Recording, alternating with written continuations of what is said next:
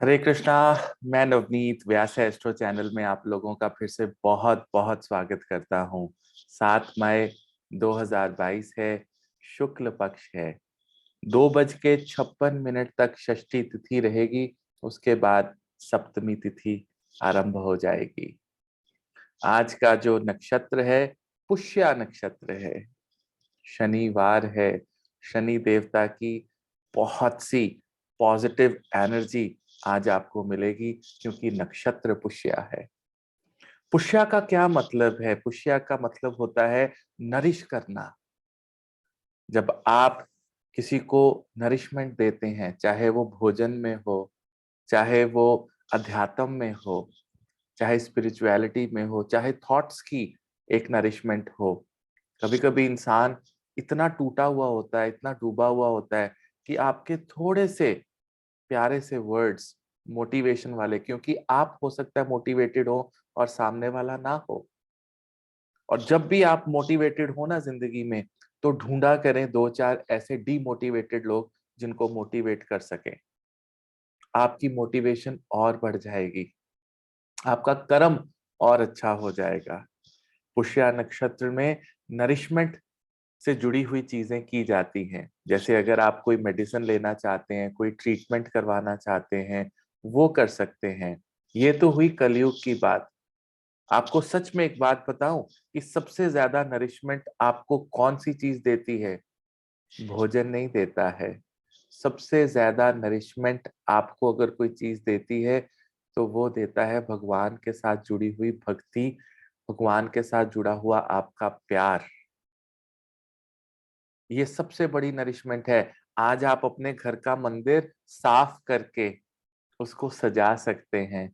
अगर किसी भी छोटी सी एक स्वरूप को भगवान के आप घर लेके आना चाहते हैं, बहुत पॉजिटिव डे है आज। अगर आप कोई एजुकेशन या आप भागवत गीता पढ़ना चाहते हैं, कोई भी शास्त्र पढ़ना चाहते हैं, ग्रंथ पढ़ना चाहते हैं, कोई भी ऐसी किताब ज्योतिष के साथ जुड़ी हुई या किसी भी सब्जेक्ट के साथ जुड़ी हुई, बच्चों के एग्जाम्स चल रहे हैं, उन्हें कभी कभी वो गेस्ट पेपर वाला आता था ना, आजकल तो पता नहीं उसका ट्रेंड है कि नहीं, बिकॉज एवरीथिंग इज ऑनलाइन। तो वो हम गेस्ट पेपर्स वाली किताब ले सकते हैं आज। और जिस किताब को खोलकर जिस क्वेश्चन पे नजर पड़ेगी ना, वही आएगा एग्जाम में।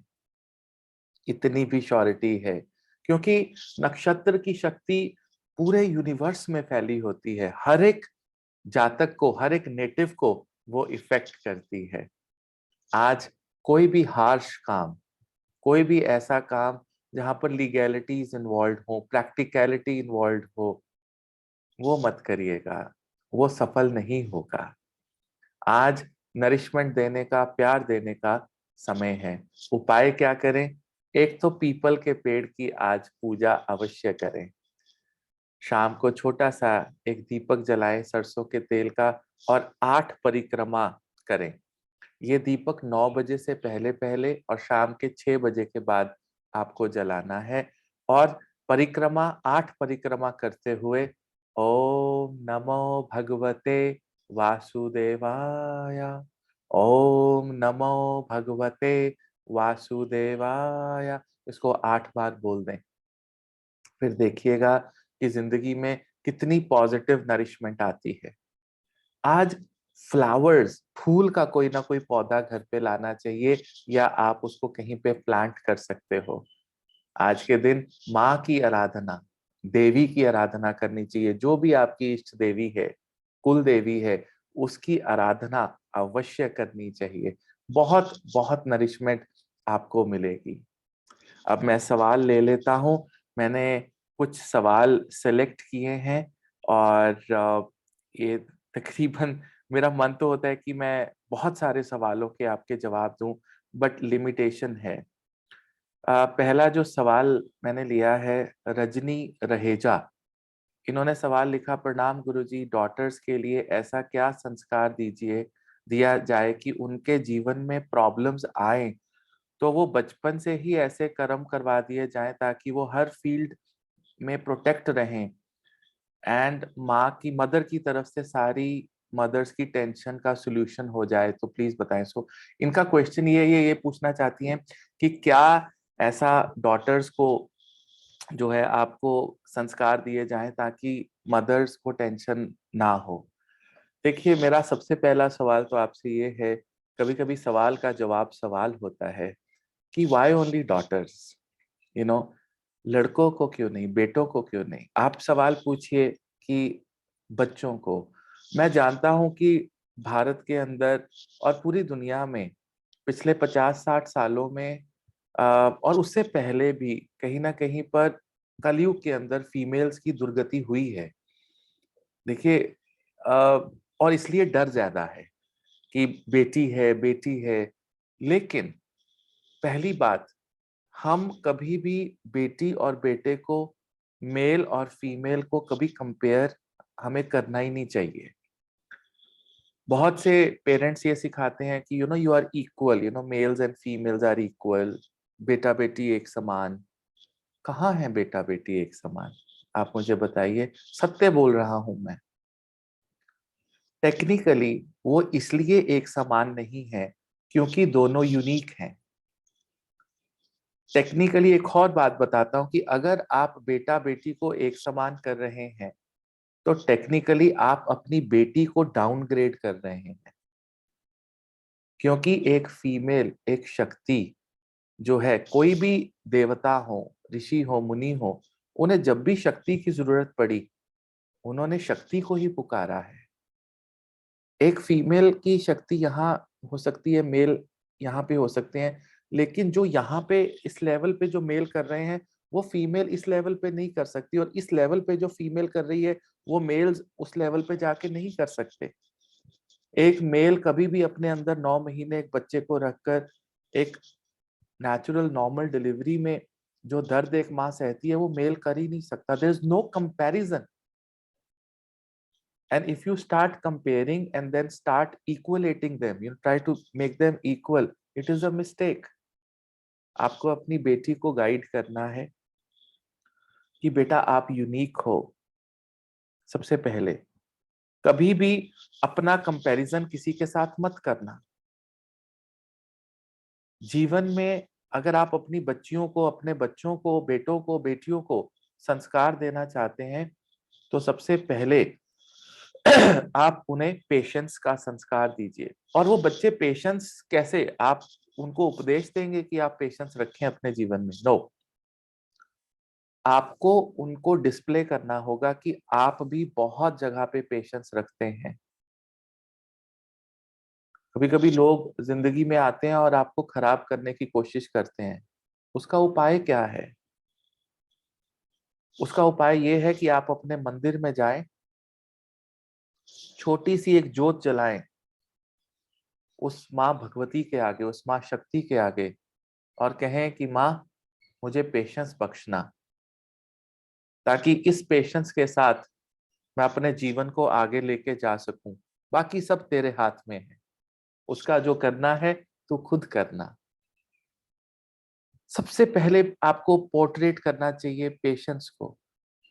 फिर आप अपनी बेटी को मदर नेचर के साथ, कुदरत के साथ जोड़ें। उसको बताएं कि फीमेल का सबसे बड़ा पॉजिटिव रूप जननी के रूप में हुआ है। क्योंकि एक माँ एक औरत ही हो सकती है। तो इसलिए सबसे इंपॉर्टेंट चीज है कुदरत के साथ उसको जोड़ना, उसको अच्छी से अच्छी एजुकेशन देना, और उसको ढेर सारी पेशेंस देना।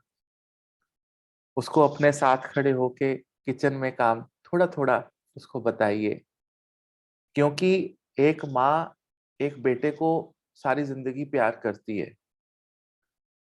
एक बहन अपने भाई के लिए सच्ची दुआ मांग सकती है, और एक पत्नी अपने पति की सारी जिंदगी सेवा करती है, चाहे वो इक्वली वर्किंग हो।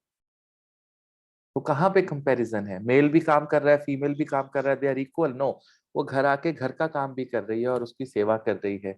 तो इक्वालिटी का तो सवाल ही नहीं होता। It is downgrading. उसको आपको काम सिखाना होगा, उसको आपको पेशेंस सिखानी होगी, क्योंकि वो धरती माँ की तरह है, सबका बोझ लेती है, सबका, और फिर भी खुश है, फिर भी हर रोज नए फूल पौधे, नरिशमेंट, बेअंत नरिशमेंट वो देती जा रही है। बेटियों को आप पेशेंस सिखाएं, कुदरत के साथ जोड़ें, उनको बोलो कि आप ट्रीज लगाओ, पौधे लगाओ, जल, वायु, अग्नि, इन सब की वैल्यूज आप उनको बताएं, और वो वैल्यू तब आएगी जब आप वैल्यू करेंगे। उन्हें भक्ति सिखाएं, फास्टिंग सिखाएं, गायत्री मंत्र उन्हें सिखाएं, किसी की कैसे लाज रखी जाती है, किसी की कैसे इज्जत रखी जाती है, उनको वो सिखाएं। क्योंकि जो बेटी अपने बाप की इज्जत रखती है, वो अपने पति की भी इज्जत रखती है, वो अपने भाई की भी इज्जत रखती है, एंड वाइस वर्सा। जब आप इज्जत रखेंगे तो कुदरत आपकी मदद करेगी।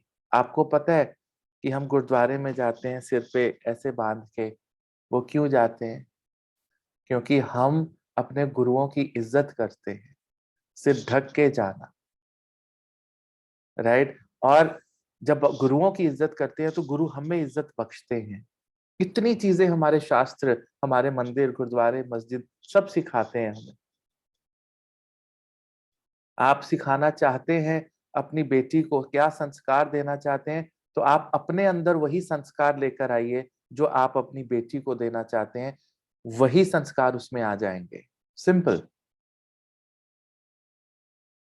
और कंपैरिजन मत करवाइएगा, उसको ये मत बताइएगा कि तुम बहुत इक्वल हो। नो, आप बोलो कि आप यूनिक हो, आप बड़े हो, आप पेशेंस रखेंगे अपने जीवन के अंदर, कुदरत के साथ प्यार करेंगे, आप जननी हो। शुरू से उसको बताएं। और सबसे इंपॉर्टेंट चीज, उसको बताएं कि आप अपने आप से प्यार करें। जब आप अपने आप से प्यार करते हो ना, तभी आप दूसरों को प्यार दे सकते हो। जब आप अपने लिए डिवोशन पैदा करते हो, अपने अंदर स्पिरिचुअलिटी पैदा करते हो, तभी दूसरों को रेसिप्रोकेट कर सकते हो, नहीं तो नहीं कर सकते। सिंपल। दूसरा, एक और क्वेश्चन मैं ले लेता हूं, मेरा मन था इसमें। हाँ, ये एक क्वेश्चन है, just give me a second. वो भी बड़ा इंटरेस्टिंग क्वेश्चन था। या Usha Panjwani, she said, Hare Krishna, Hare Ram sir, क्या हम एक बार माला करें तो भगवान नहीं सुनेंगे? It's not possible to do 16 malas along with our household work.